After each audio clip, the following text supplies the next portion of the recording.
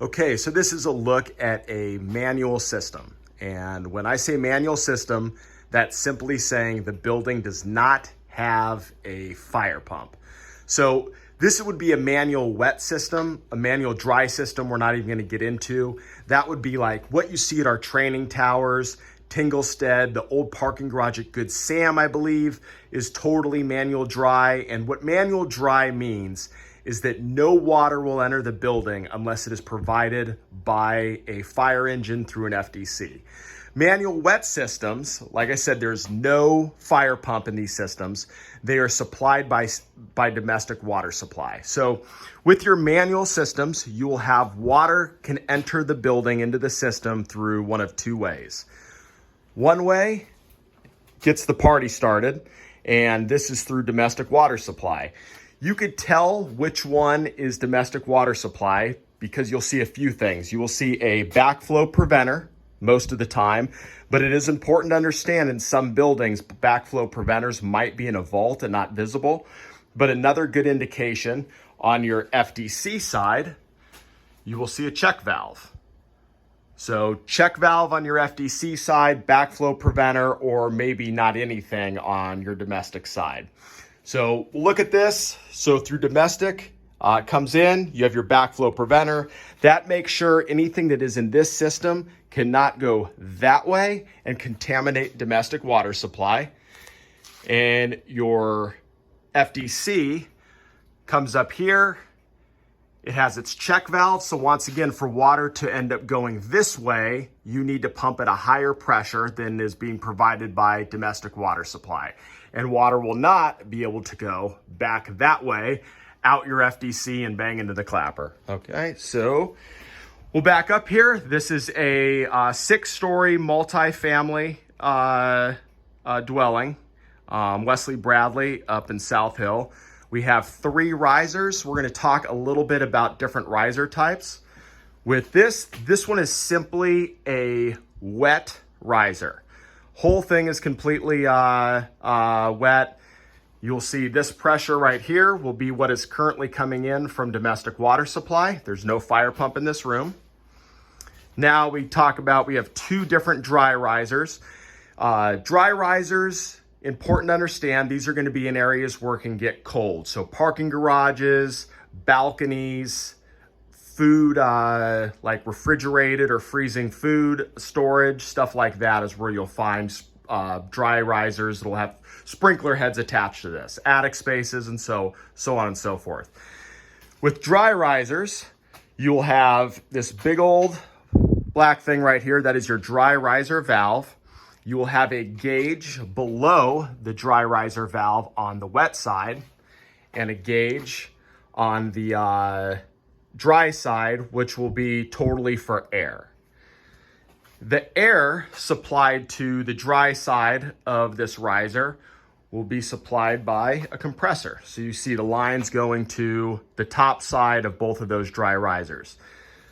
Important thing to understand with these is you'll notice, and this can be very confusing, is higher water pressure will be on the bottom of a lower air pressure.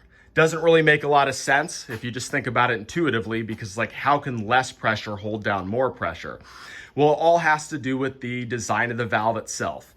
The design of the valve, there's actually 5 to 6 times more surface area on the dry side, the air side of the valve, than the wet side of the valve. Due to more surface area that air is pressing down on, it can overcome a higher pressure from the water side.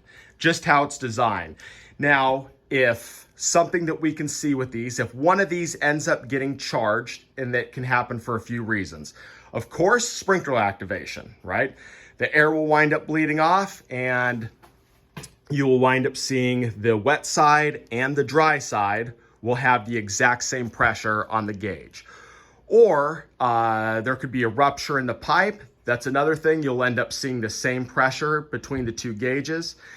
Another thing that we commonly see is in the event of a power outage, the compressor, which is electrical, will wind up going, not being able to kick on to continue to maintain this air pressure that's holding down the water pressure.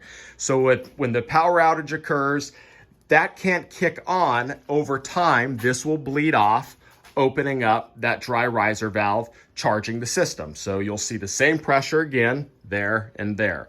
So totally normal to see much lower pressure on the higher portion of a dry riser valve than the lower portion. When you know it is charged is when you see the same pressure in both.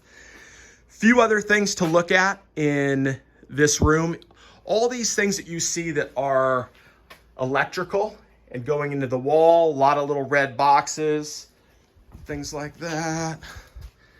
Those are all for supervisory alarms.